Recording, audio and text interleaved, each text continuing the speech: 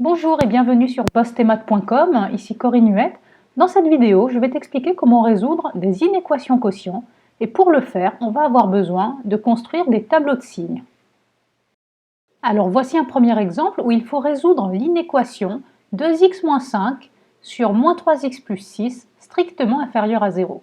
Donc typiquement ce type d'inéquation, ça s'appelle une inéquation quotient puisque c'est un quotient tout simplement. Alors tout d'abord, dans un quotient, tu dois savoir qu'on ne peut pas diviser par 0. Et donc ici, on va avoir ce qu'on appelle une valeur interdite. Alors qu'est-ce qui est interdit? C'est interdit de diviser par 0. Donc ce qui est interdit dans ce quotient, c'est que moins 3x plus 6, c'est-à-dire le dénominateur de la fraction, soit égal à 0. Tu résous cette équation. Cela nous donne 6 égale 3x, c'est-à-dire, on divise par 3, 6 sur 3 égale x, c'est-à-dire x égale 2.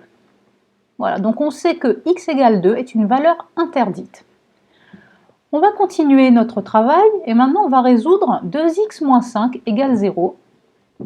Tout simplement parce que le but là c'est de faire le tableau de signes de ce quotient et pour faire un tableau de signes, on doit d'abord compléter le tableau par des zéros.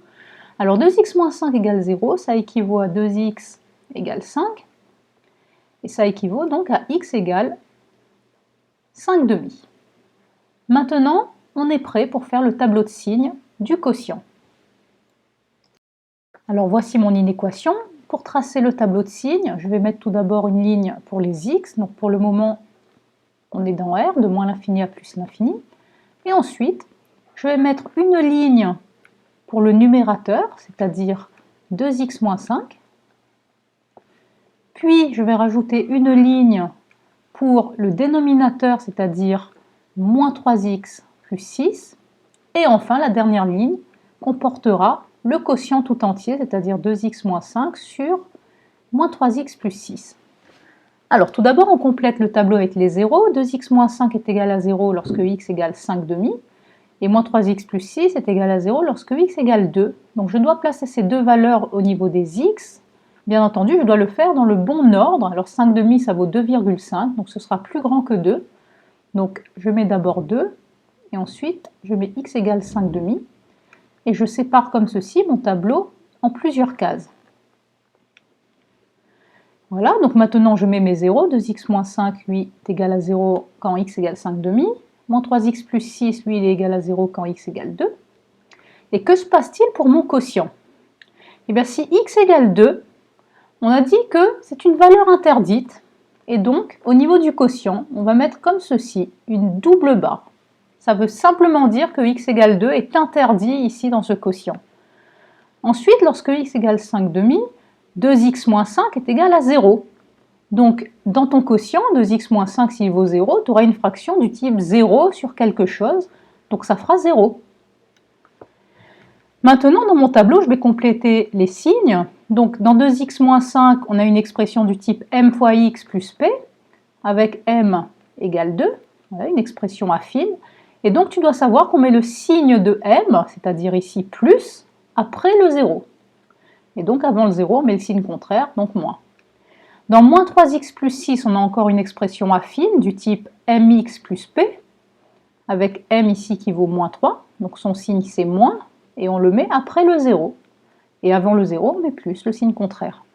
Enfin, dans le quotient, on fait un nombre négatif divisé par un nombre positif, ça donnera un nombre négatif. Négatif sur négatif, tu sais que moins divisé par moins, ça fait plus, et plus divisé par moins, ça fait moins. Donc voilà le tableau de signes de notre quotient. Alors maintenant, comment est-ce que je vais résoudre cette inéquation? Donc je vais me concentrer sur le quotient, donc je vais regarder ici la dernière ligne de mon tableau, et je veux que ce quotient soit strictement inférieur à 0. Donc les signes qui vont m'intéresser sont les signes moins, qui sont ici. Et l'ensemble des solutions que je vais noter grand S de mon inéquation, en fait, il va se lire ici au niveau des x. Donc cela va me donner l'intervalle moins l'infini 2, exclu, je te rappelle que 2 est une valeur interdite, donc elle est exclue, union, l'intervalle 5 demi plus l'infini, et 5/2 exclu, car en 5/2 le quotient est égal à 0, et moi je ne veux pas que ce soit égal à 0, je veux que ce soit strictement inférieur à 0. Donc voilà l'ensemble des solutions de cette inéquation quotient. Maintenant que tu as compris le principe dans l'exemple 1, on va compliquer un petit peu les choses en traitant l'exemple 2 qui consiste à résoudre cette inéquation. Donc on a bien un quotient supérieur ou égal à 0.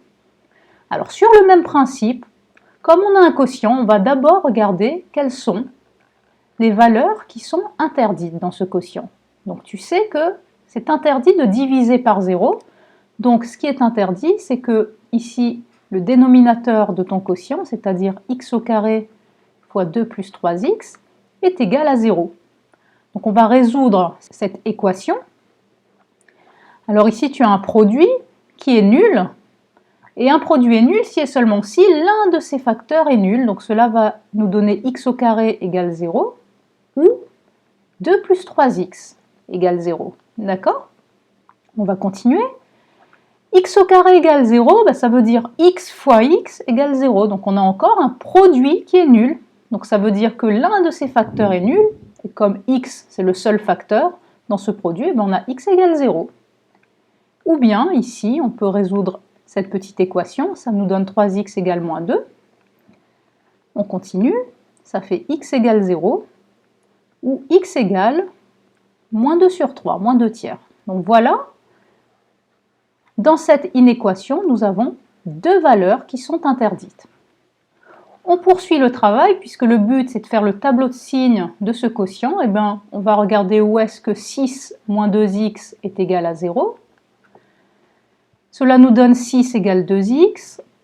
On divise par 2, ça nous donne 6 sur 2 égale x, c'est-à-dire x égale 3. Et enfin, on regarde quand est-ce que x au carré plus 3 est égal à 0.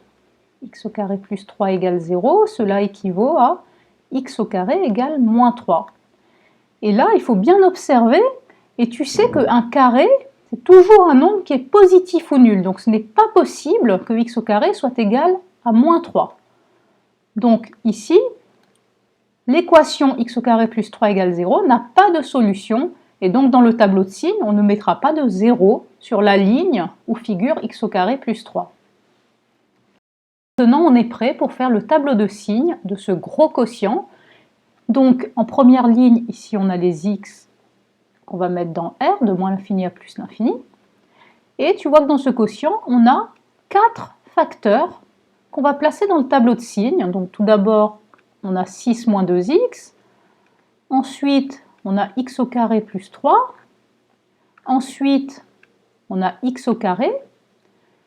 Et enfin, on a le facteur 2 plus 3x.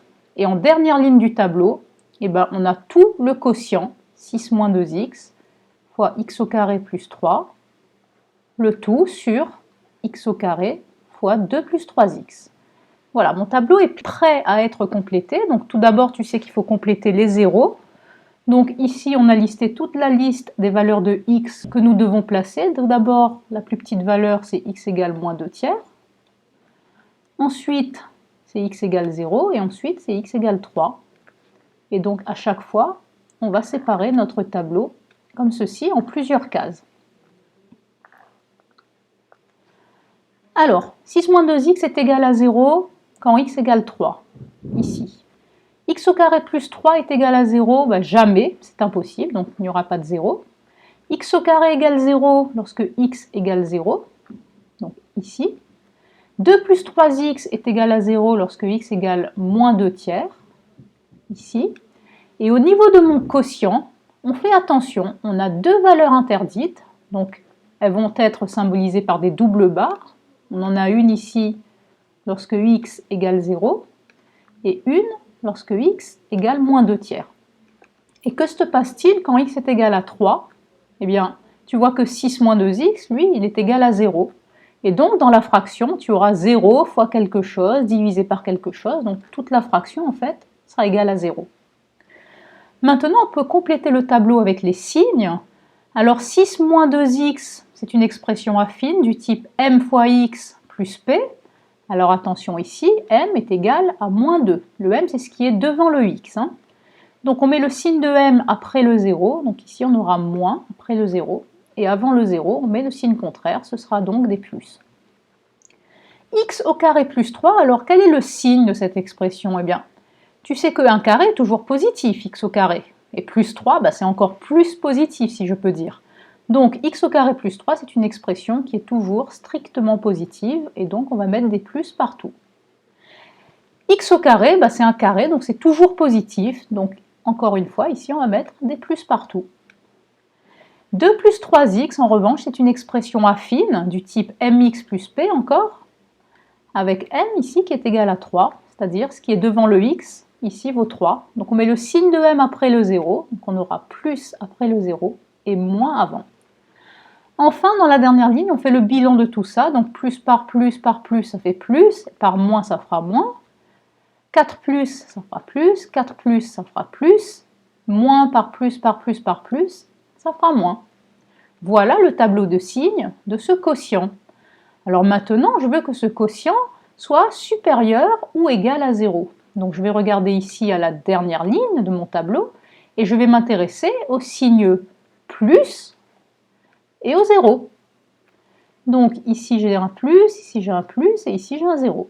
Voilà, donc l'ensemble des solutions de mon inéquation, que je vais noter grand S, il sera lu ici au niveau de la ligne des x. On a d'abord le premier intervalle ici qui est l'intervalle moins 2 tiers ouvert, 0 ouvert. Les crochets sont ouverts puisque moins 2 tiers et 0 sont des valeurs interdites.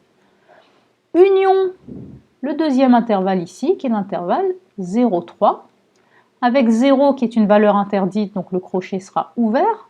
En revanche, quand x est égal à 3, mon quotient est égal à 0 et j'ai dit que je prenais les 0, donc je ferme le crochet en 3. Et donc voici l'ensemble des solutions de cette grosse inéquation quotient. Et bien voilà, cette vidéo est à présent terminée. Maintenant, tu sais résoudre des inéquations quotient, même lorsqu'elles sont compliquées.